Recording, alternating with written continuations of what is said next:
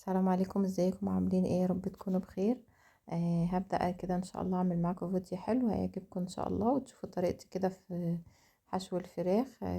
جبت كده بصلة كبيرة وبشرتها وبقطع عليها كده فص ثوم، واحط عليها بقى شوية فلفل اسود كده زي ما انتوا شايفين، وشوية ملح وشوية بهارات.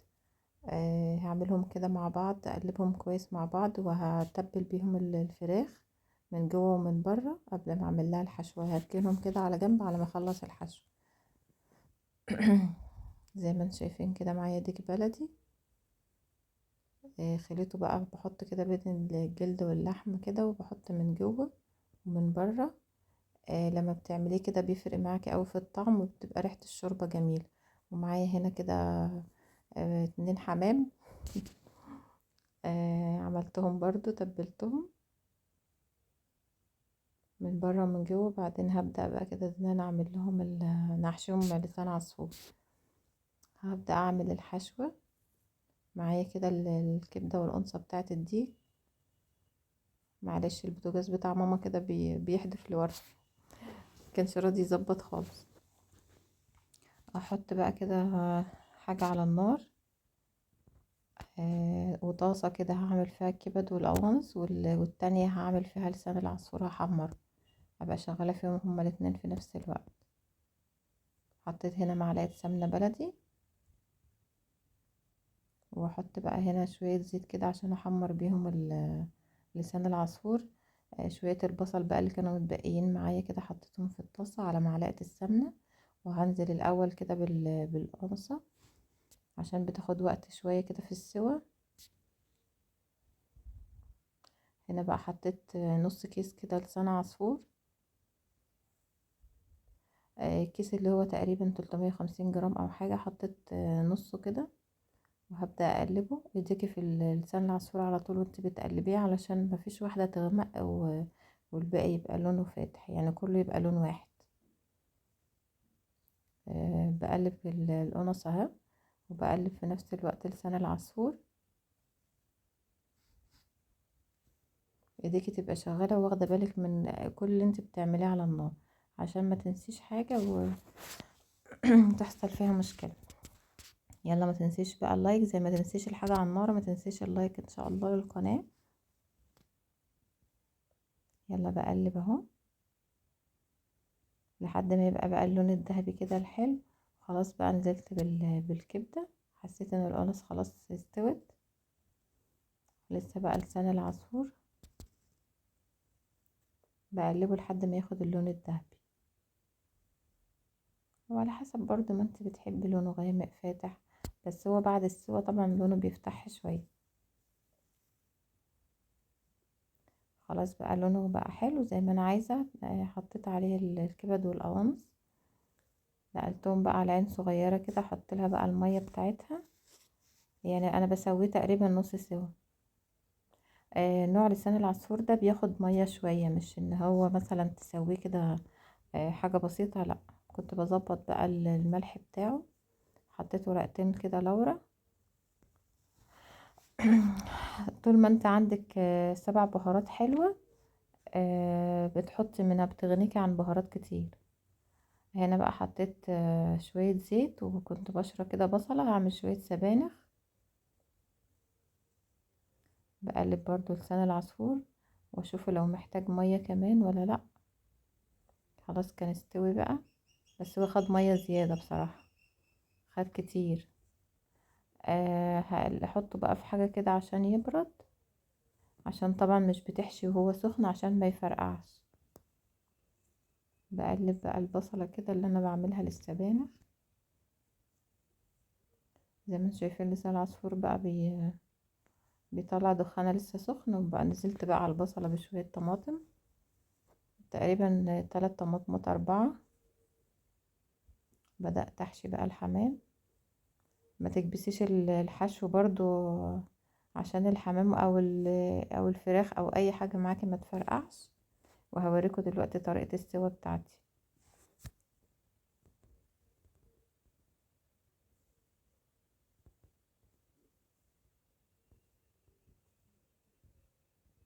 بتحطي بقى بس ما تحطيش كتير. وبين الجلد واللحم برضو بتحشي عشان تكبري الحمامة كده. طبعا حمام بيبقى بلدي وبيبقى حجمه صغير، بس جربي الطريقة دي في الحشو هتعجبك ان شاء الله. بجد كان ريحته حلوة وكان طعمه حلو جدا. طريقة بسيطة خالص بس بتبقى طعمة وطعمها حلو. هظبطه بقى في الاخر كده بالخل، هقفله. هنا بقى معايا الديك المحترم ده. هبدأ احشي بقى بين الجلد كده واللحم، بس ما تكتريش طبعا عشان ما يفرقعش معاكي ويستوي كويس. لازم ياخد وقته كده في السوا. احط بقى بين الجلد واللحمة وبعدين ابدأ احط بقى فيه من جوه.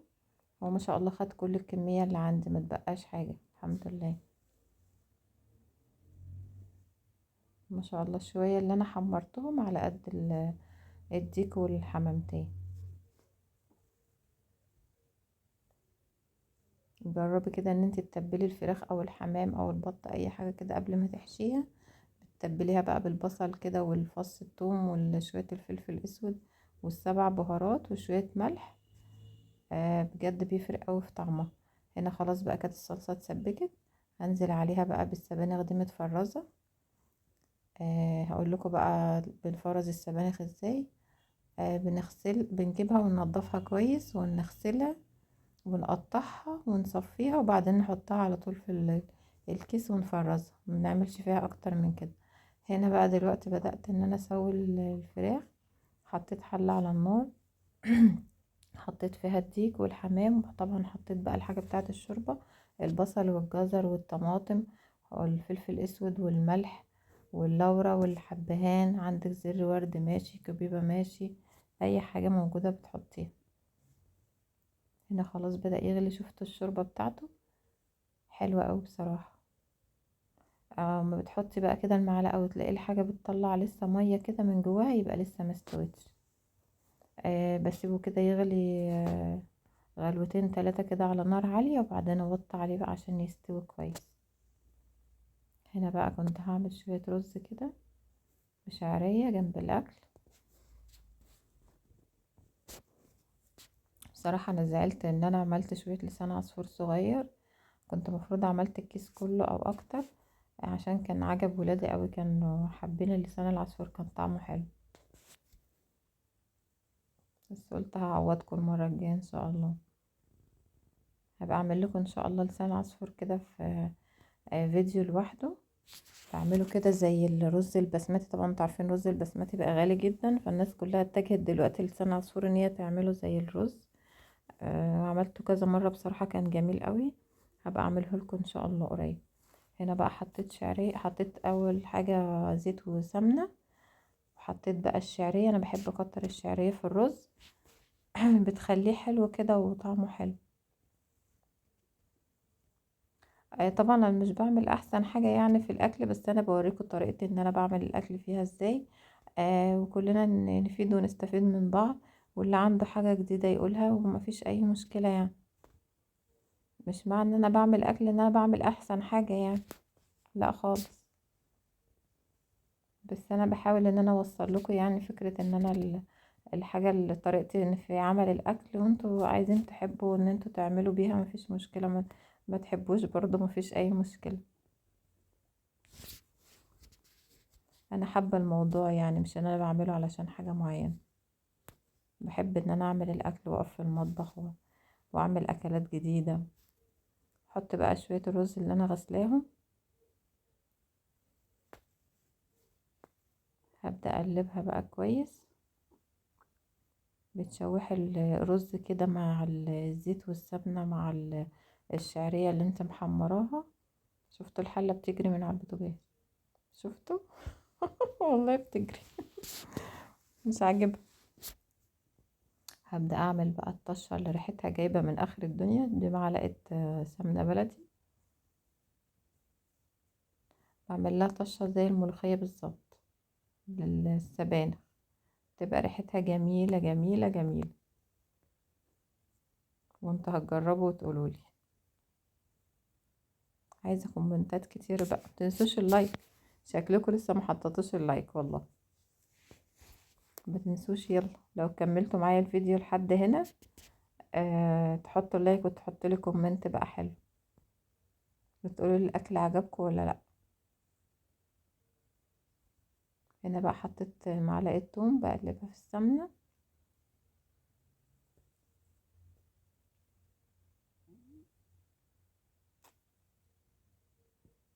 لحد ما لونها بقى يبدأ يبقى ذهبي كده.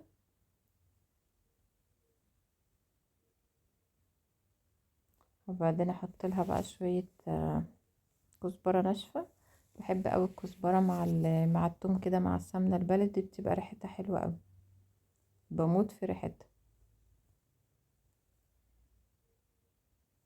بتغير طعم الاكل خالص بصراحه. شفتوا بقى السبانخ؟ شفتي بتجري في الطاسه.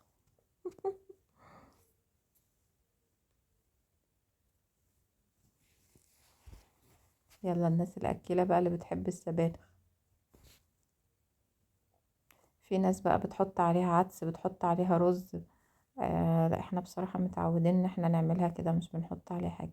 خلاص بقى كان الديك استوى والحمام، وحمرت اهو بالهنا والشفا للي كل واللي شاف. يلا اشوفكم على خير. سلام.